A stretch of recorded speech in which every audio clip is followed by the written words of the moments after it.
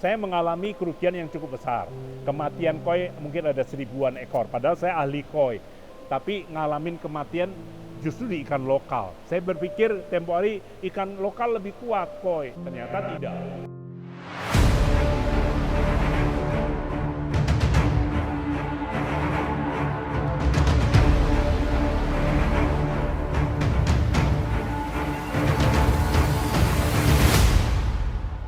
Nama saya Sugiyarto Budiono, saya pemilik Jakarta Koi Center yang kebetulan mengelola di Racer 1 ini dengan nama NNGC, yaitu Nusantara Nishiki Koi Goldfish Center. Nah, ini letaknya ada di Racer Cibinong, kawasan milik BRIN yang dibangun oleh KKP.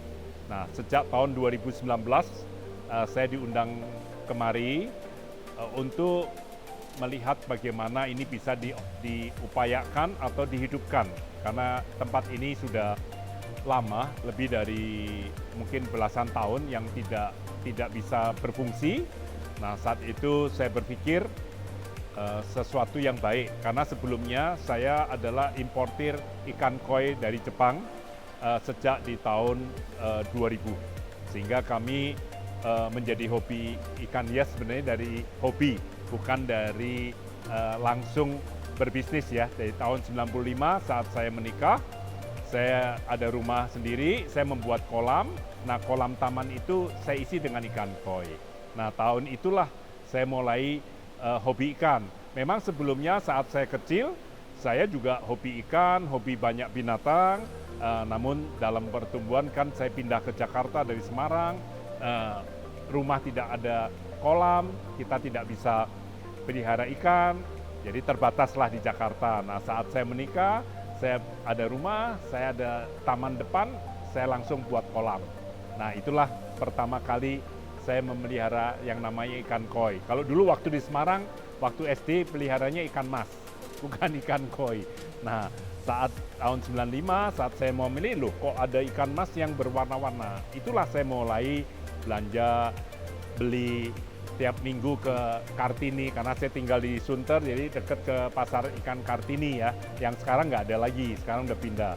Nah, itu hampir tiap minggu kita jalan, lihat kalau ada ikan baru datang, saya beli sampai penuh lah kolam. Kadang kita kelupaan, karena kan di Sunter pakai air pump, kita ngisi, kadang-kadang mati satu malaman, karena lupa matikan. Karena airnya ada mengandung kaporit. Jadi pagi-pagi pas bangun kelupaan semalam ngisi air, tahu-tahu sudah ngambang semua. Ya itu, tapi kita tetap beli lagi karena senang. Nah, dari situlah tahun 98 saya mencoba merubah kolam. Bertemu dengan teman, melihat kok kolam koinya bagus, filternya baik. Kalau saya konvensional yang masih pakai kapas segala macam, nyuci setiap 2 hari sekali.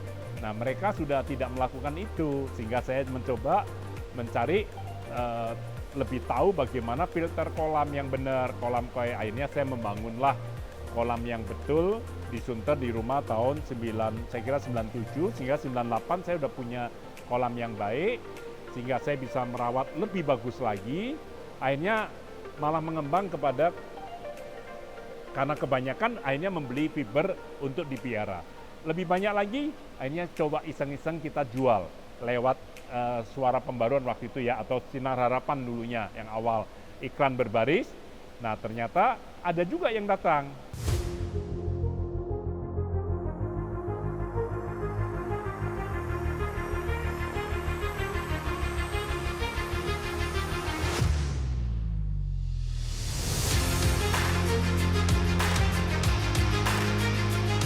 Membeli. Nah, makin senang kan?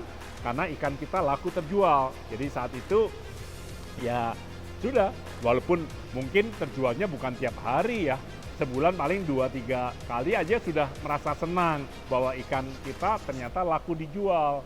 Sehingga saya bisa membeli lagi yang lebih baik lagi. Nah, jadi itu terusnya akhirnya berkembanglah menjadi, awalnya saya pakai nama Sunter Koi.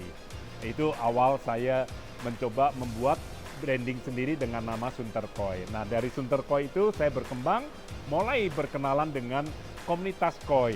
Nah, di situ ada Jakarta Koi Club, sehingga di Jakarta Koi Club saya mulai aktif, ya walaupun aktifnya belum maksimal, tetapi dari situ kenal semua. Tahun 99, itu 99 tahun 2000, nah saya masuk di klub itu untuk berbagi dan bersama-sama belajar. Nah disitulah tahun 2002 saya diminta menjadi pengurus, salah satu pengurus Asosiasi Pecinta Koi Indonesia APKI. Itu sejak tahun 2002 dibentuknya APKI, saya sudah menjadi bendahara dan saya dipercaya menjadi ketua tahun 2005 sampai 2010 2 periode, nyambung lagi 2013 sampai 16. Nah itu sejarah perjalanan saya kenapa masuk di ikan koi, karena awalnya hobi, kemudian karena sudah kebanyakan mau diapain nggak tahu, akhirnya kita coba jual ternyata laku, akhirnya kita masuk ke komunitas dan terjadilah ternyata ada bisnis di situ dan sampai hari ini. Memang selama saya 20 tahun itu saya prioritas kepada ikan koi impor. Saya tidak main koi lokal. Awalnya memang saya belanja ikan lokal, tapi setelah masuk komunitas, masuk klub, ternyata ikan impor jauh lebih bagus saat itu ya. Sehingga kita mulailah dengan impor. Nah, saat saya ditawarkan untuk melanjutkan Jakarta Koi Center yang dulunya adalah almarhum Pak Darmawan, itu saya pegang full impor. Kalau udah mau impor, saya jadi nggak main lokal. Sehingga saya meneruskan Jakarta Koi Center itu tahun 2005. Dan sampai hari ini saya kembangkan. Nah, dengan adanya Kementerian Kelautan dan Perikanan meminta saya bagaimana membantu menghidupkan ini, barulah tahun 2022 saya memulai 2021 Maret kita buka resmikan ini. Saya minta kesediaan Pak Menteri membuka dan saat itu disetujui, ini menjadi diresmikan oleh Pak Menteri sehingga ini berkembang. Nah, tujuan saya waktu itu bagaimana kita mengekspor ikan lokal kita. Sebelumnya saya nggak pernah ekspor. Jadi saat itulah saya berangan, inilah harus bisa menjadi tempat untuk stok ikan baik koi dan koki untuk ekspor. Kenapa saya main koki? Itu karena ada Nusatik. Nah, sebenarnya saya tidak main koki, tapi waktu Nusatik banyak teman-teman ikut lomba-lomba tetapi tidak ada yang jualan koki. Nah, saat itu saya juga tertarik, sekalian aja deh saya selain memamerkan koi, saya juga mempromosikan koki di Nusatik, sehingga terjadilah 2019 kami impor koki pertama kali dari China sebanyak 1.000 ekor. Nah itulah yang memulai Jakarta Goldfish Center 2019. Nah berkembanglah indukan-indukan itu kita kirim ke Tulung Agung. Nah kebetulan nyambung di NNGC sehingga kita bisa membeli hasil ternakan dari Tulung Agung untuk kita pasarkan di sini.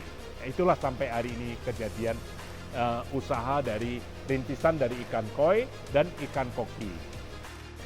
Untuk di NNGC memang spesialnya ada di koi dan di koki. Sebenarnya ikan lain juga ada, tetapi kecil sekali. Karena gini, sesuatu yang mau profesional itu harus memfokuskan kepada hal tertentu. Jadi karena saya berangkatnya dari koi, lahirnya dari koi, jadi saya membesar di koi dan merambah kepada koki yang masih ada seirama. Itu karena awalnya itu aja. Nah, untuk pengembangan ke ikan jenis lainnya itu butuhkan lagi tenaga khusus yang ngerti.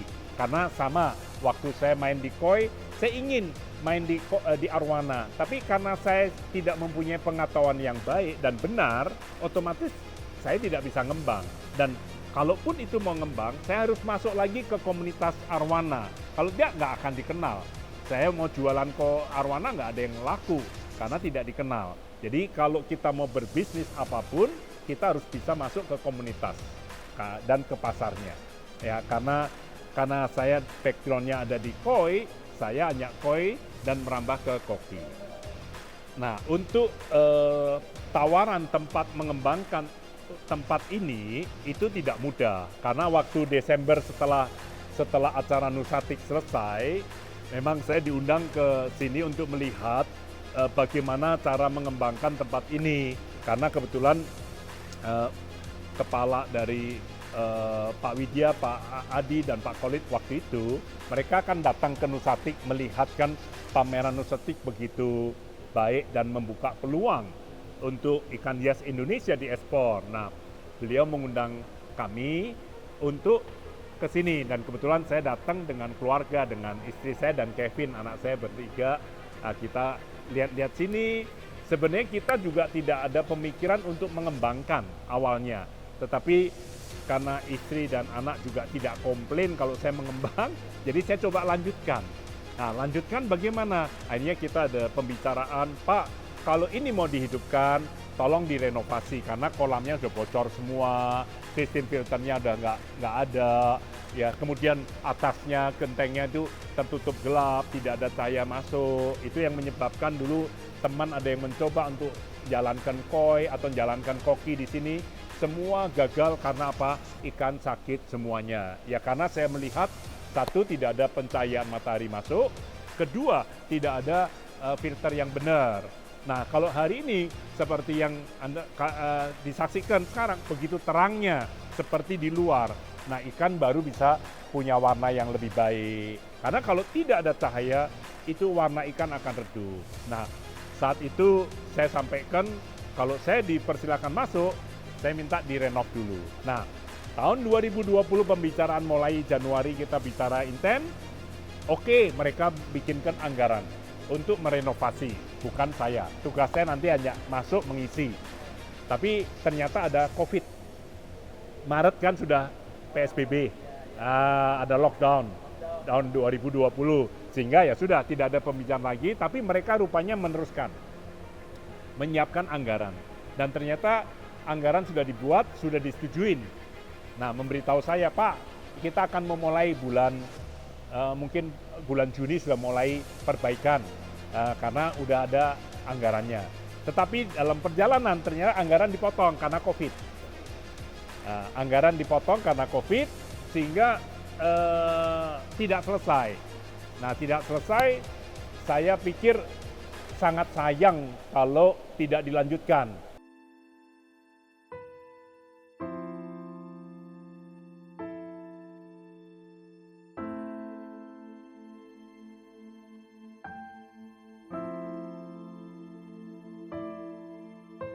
Waktu itu anggaran hanya bisa membetulin kolam ini saja, yang sini nggak bisa. Hanya 36 kolam yang bisa dirapikan dan membuka atas. Nah, karena sudah dibuka atas, saya pikir sayang kalau tidak saya teruskan. Nah, akhirnya saya mencoba menawarkan, sudah saya yang menggarap. Saya yang merenov, biaya dari saya sendiri. Nah, saya berharap ya nantinya ada ekstra kontrak yang panjang dengan membuat sendiri filter. Di luar juga saya perbaiki yang tadinya tidak kolam bata saja yang belum selesai hanya untuk ikan mujair. Nah, saya betulkan menjadi semua sistem, mungkin menghabiskan kurang lebih hampir 400 juta. Nah, itu semua ya dengan satu kesadaran, kerelaan saya anggap apa? Saya berpikir aset ini aset negara. Aset negara sebenarnya ya kita punya juga. Jadi waktu itu sudahlah saya berpikir kita perbaiki walaupun tidak total, semaksimal yang saya mampu aja. Nah, jadilah seperti ini. Makanya cat-cat yang dulu saya kasih cat warna-warni cantik waktu pembukaan, seperti waktu pameran. Ini karena dari tahun 2021, Maret saya cat waktu Pak Menteri mau buka. Nah, sampai hari ini belum dicat ulang lagi. Ya.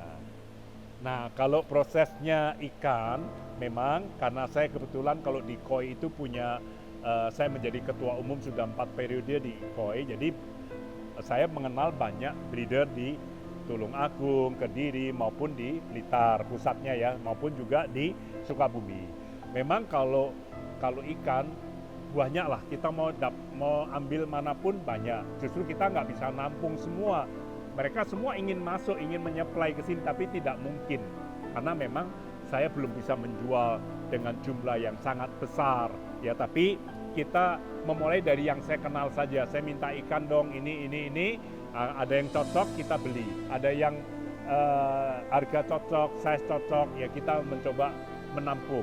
Nah, kemudian sama dengan koki yang saya juga awalnya kenalnya dari saya beli ikut lelang di Facebook, jadi banyak kenal.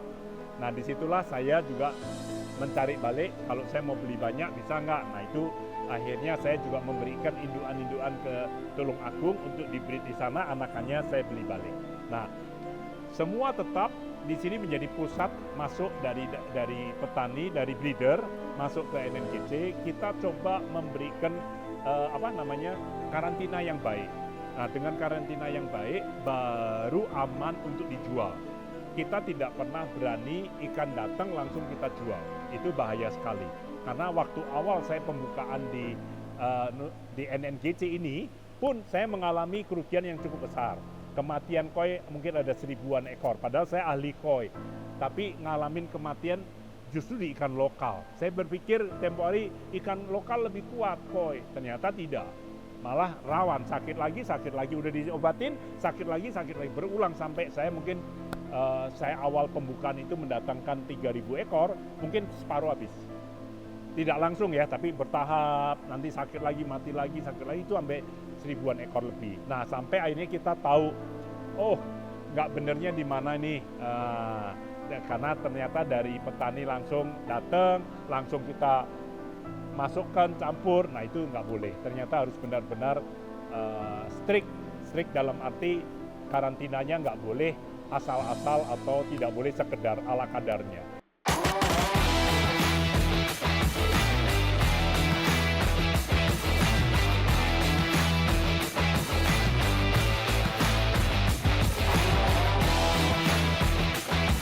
Nah, kalau penyortiran satu, ukuran semua selalu kalau kita fokus kepada ekspor, pasti mereka akan menanyakan ukuran dari size per size sama jenis.